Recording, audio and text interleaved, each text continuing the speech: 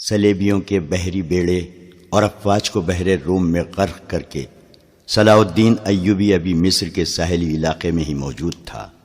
7 دن گزر گئے تھے، سلیبیوں سے تاوان وصول کیا جا چکا تھا، مگر بحر روم ابھی تک بچے کچے بحری جہازوں کو، کشتیوں کو نگل اور انسانوں کو اگل رہا تھا۔ صلیبی ملاح اور سپاہ جلتے جہازوں سے سمندر میں کود گئے تھے۔ دور سمندر کے وسط میں 7 روز بعد بھی چند ایک جہازوں کے بادبان پھڑ پھڑاتے نظر آتے تھے۔ ان میں کوئی انسان نہیں تھا۔ پھٹے ہوئے بادبانوں نے جہازوں کو سمندر کے رحم و کرم پر چھوڑ دیا تھا۔ صلاح الدین ایوبی نے ان کی تلاشی کے لیے کشتیاں روانہ کر دی تھیں اور ہدایات دی تھیں کہ اگر کوئی جہاز یا کشتی کام کی ہو تو وہ رسوں سے گھسیٹ لائیں، اور جو اس قابل نہ ہو ان میں سے سامان اور کام کی دیگر چیزیں نکال لائیں۔ کشتیاں چلی گئی تھیں اور جہازوں سے سامان لایا جا رہا تھا۔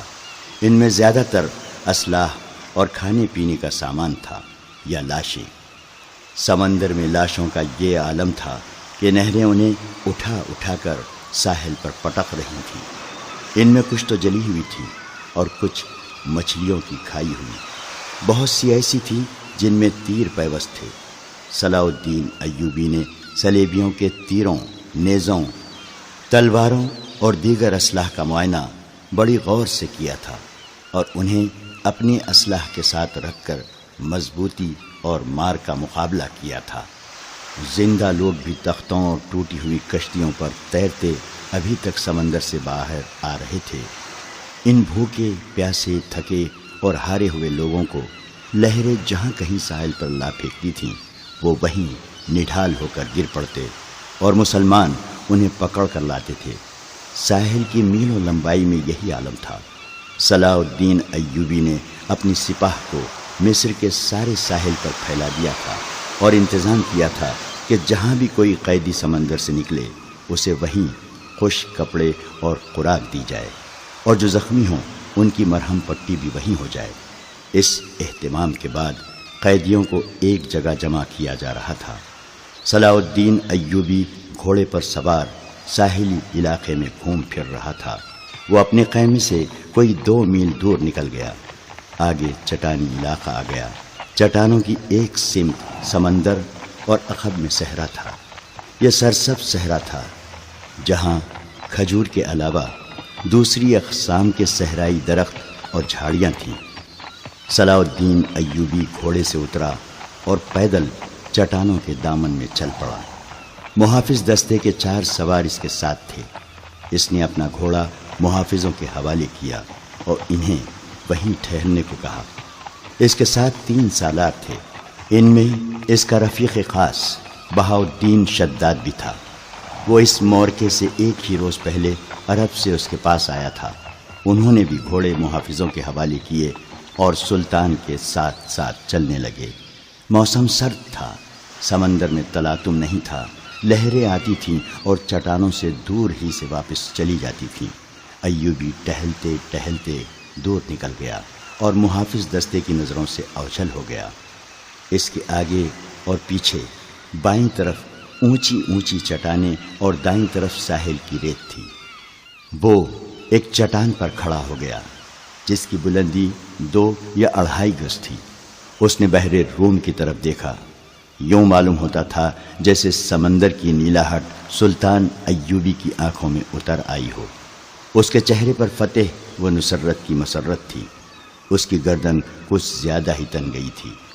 اس نے ناک سکیڑ کر کہا، کس قدر تعفن ہے۔ اس کی اور سالاروں کی نظریں ساحل پر گھومنے لگیں۔ پھڑ پھڑانے کی آوازیں سنائی دی اور پھر ہلکی ہلکی چیخیں اور سیٹیاں سی سنائی دیں۔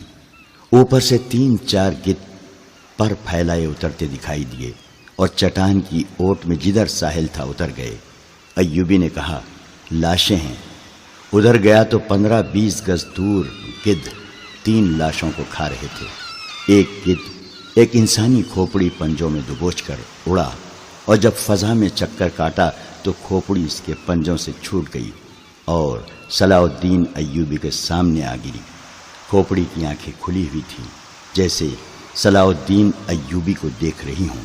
چہرے اور بالوں سے صاف پتہ چلتا تھا کہ یہ کسی سلیبی کی کھوپڑی ہے۔ ایوبی کچھ دیر کھوپڑی کو دیکھتا رہا، پھر اس نے اپنے سالاروں کی طرف دیکھا اور کہا، ان لوگوں کی کھوپڑیاں مسلمانوں کی کھوپڑیوں سے بہتر ہیں۔ یہ ان کھوپڑیوں کا کمال ہے کہ ہماری خلافت عورت اور شراب کی نظر ہوتی جا رہی ہے۔ سلیبی چوہوں کی طرح سلطنت اسلامیہ کو ہڑپ کرتے چلے جا رہے ہیں۔ ایک سالار نے کہا، اور ہمارے بادشاہ انہیں جزیہ دے رہے ہیں۔ شداد نے کہا، فلسطین پر سلیبی قابض ہیں۔ سلطان، کیا ہم امید رکھ سکتے ہیں کہ ہم فلسطین سے انہیں نکال سکیں گے؟ خدا کی ذات سے مایوس نہ ہو شداد، صلاح الدین نے کہا، ہم اپنے بھائیوں کی ذات سے مایوس ہو چکے ہیں۔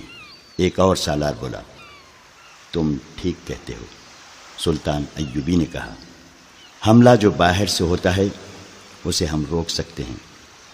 کیا تم میں سے کوئی سوچ بھی سکتا تھا کہ کفار کے اتنے بڑے بحری بیڑے کو تم اتنی تھوڑی طاقت سے نظر آتش کر کے ڈبو سکو گے؟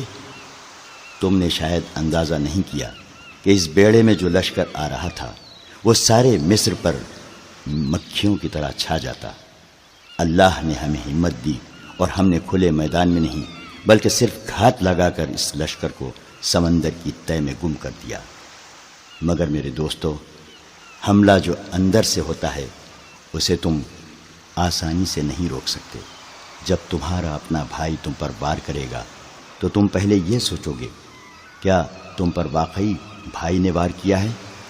تمہارے بازو میں اس کے خلاف تلوار اٹھانے کی طاقت نہیں ہوگی۔ اگر تلوار اٹھاؤ گے اور اپنے بھائی سے تیغ آزمائی کرو گے تو دشمن موقع غنیمت جان کر دونوں کو ختم کر دے گا۔